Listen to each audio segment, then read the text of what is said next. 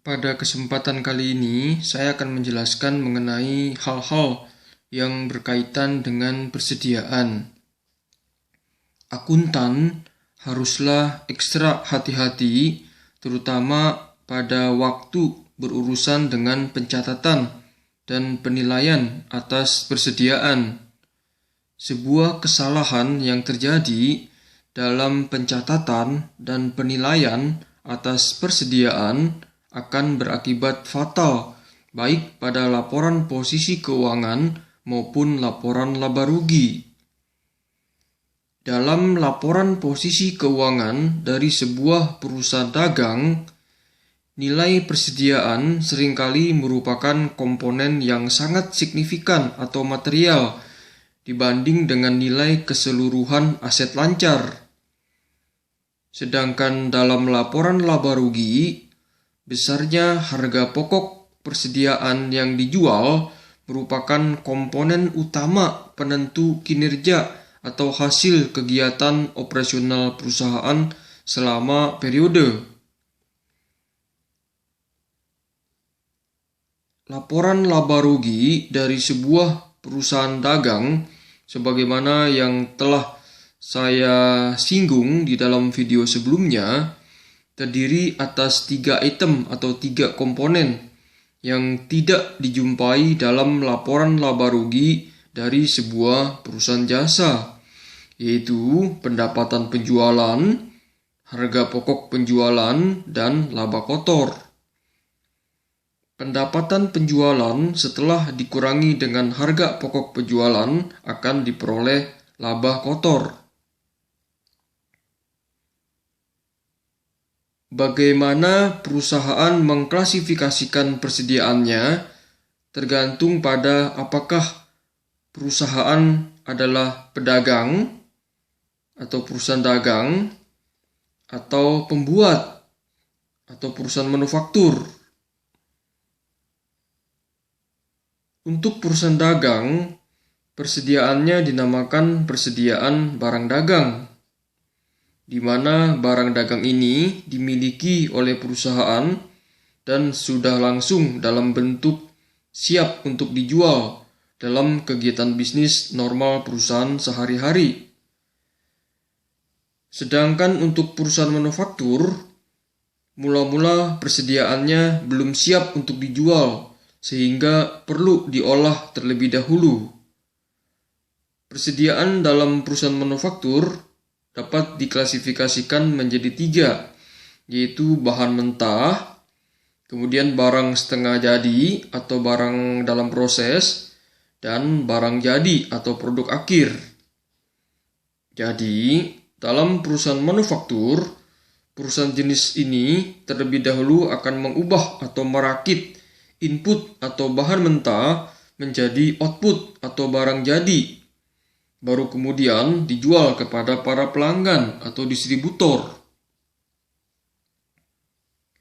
Mengenai kepemilikan barang yang masih dalam perjalanan atau yang dikenal dengan istilah goods in transit seharusnya masuk atau diperhitungkan sebagai bagian persediaan dari pihak yang memang secara hukum memiliki hak yang sah atas barang tersebut.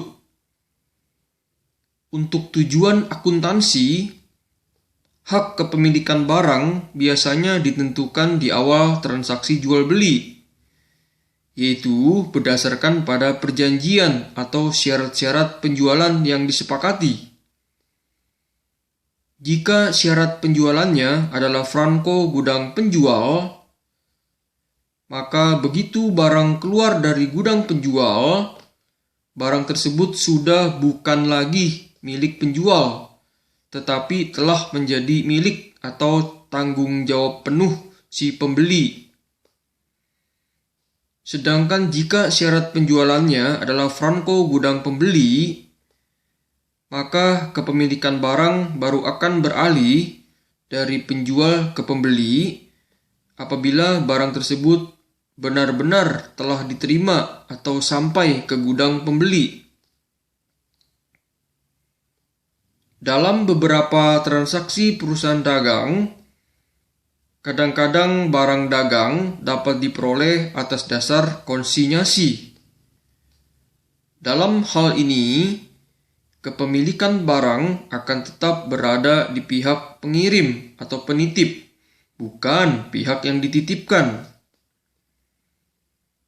Karena barang konsinyasi bukan merupakan milik dari pihak yang dititipkan, sehingga barang konsinyasi tersebut seharusnya tidak masuk sebagai persediaan dari pihak yang dititipkan.